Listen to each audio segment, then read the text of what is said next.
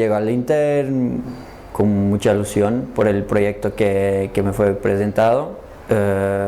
Llego con ganas de trabajar y, encima de todo, de ayudar al equipo y el club en su crecimiento, que ya viene creciendo en los últimos años, y quiero que este año lo siga haciendo, y conmigo aquí sería mejor.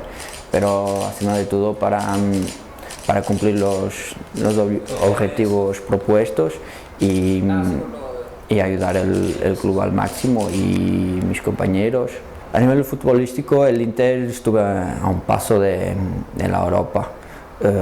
Faltó ese paso, pero fue siempre un equipo que ya ponía respeto a sus rivales, y este año tenemos que completar ese paso y lo asumir desde el inicio.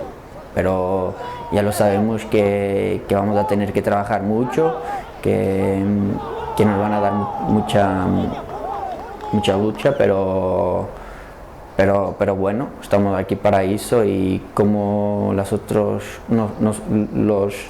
rivales tienen objetivos, nosotros también vamos por los nuestros.